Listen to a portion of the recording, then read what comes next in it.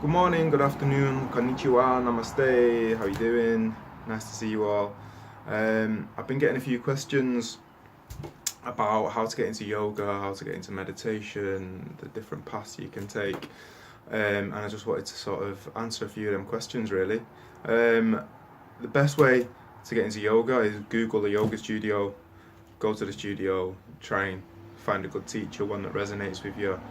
Um, how the physical practice goes, if it you feel like it moves you and pushes you to your limits a little bit, that's what you want. Nothing that's kind of really easy, unless you go into a yin class and you just want to fully relax.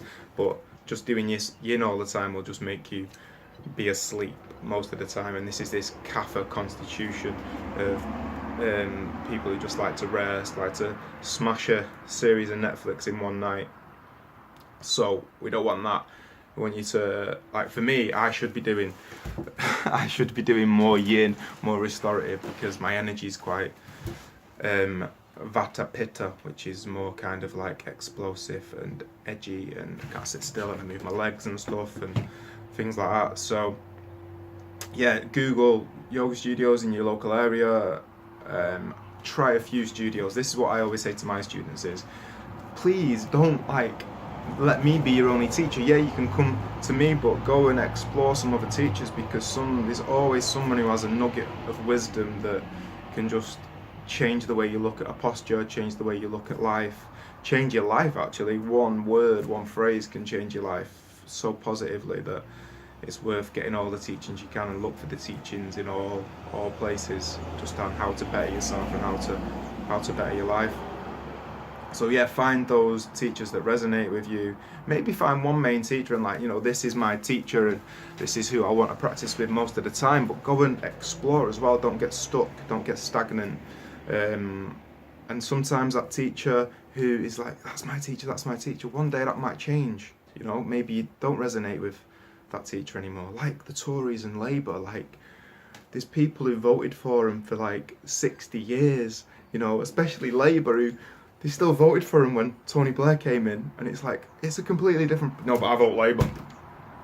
It's like, it's just completely different. It's like if you support Manchester United and then they go, actually, our team's gonna play hockey now, and you still support them. It's like not even your sport. It's nuts. The whole kind of like manifesto of something, it just completely changed. But no, I'm still voting for them. So don't be too attached to your teacher. You can move and flow. And then my other advice for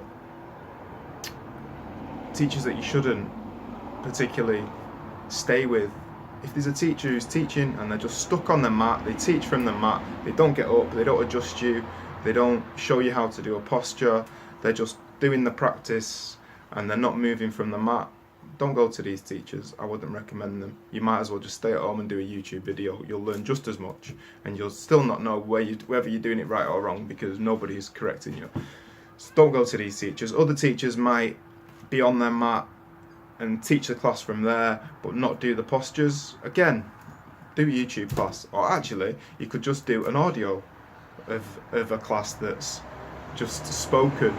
You want a teacher who gets in there, adjusts you, communicates with you on a one-to-one level. Yeah, sometimes when there's a class, there's like 30 people there, this might not be possible, but you still want the teacher to be getting around the class. I've just been to some classes in Melbourne, and I read the reviews. Ashtanga Vinyasa based, comes from this tradition. I went to 5 classes in 5 days. I didn't do one sun salutation, and I didn't do one warrior one, and didn't meet the criteria of vinyasa, which is mantra, breath, and asana, so postures that flow from one to another. And I didn't even break a sweat. Like, I went to a slow flow. I was like, okay, this is nice and mellow, and then I thought, okay, they've got another class that's a flow, and it was a heated room, and the only thing that made me sweat was the heat. So it's kind of like, yeah, it's kind of trial and error with studios, with teachers. But yeah, you've just got to find what sits for you, and then when you're in a new country, yeah, try out a studio. It might not work.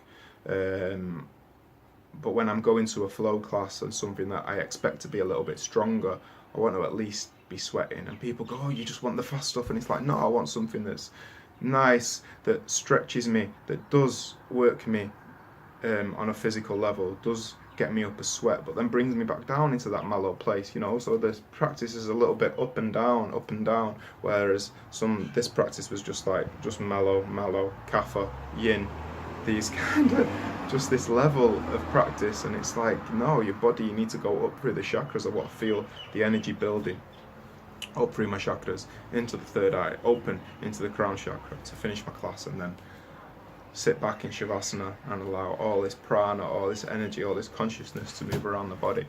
So what else? Other questions? Meditation. Find a Buddhist center in your local area. Start meditating. Use Mindspace. Use Insight Timer. There's meditations on there if you want to get into it. But yeah, my best advice would be find a Buddhist center near where you live and do an introduction in meditation. And again, find some teachers or a studio that resonates with you and do an introduction to yoga. What else? Yeah, don't be put off by classes that might be in like a church hall or not in a studio. It doesn't necessarily mean that it's going to be amazing. Like the studio I was at the other day, amazing facilities, but the teaching was just like, I was like, come on, like, give me something more. I want something more. Like, when's it gonna happen? When am I gonna do a sun salutation? You know, Surya Namaskara A, Surya Namaskara B. When is this gonna happen? Didn't happen for 5 classes. I was just like, man, it says Ashtanga on there. I should at least done 3 Surya Namaskara A's, you know, in every class, which would have given me a little bit of confidence. Anyway, I'm going. Peace and love. Bye. All right, bud.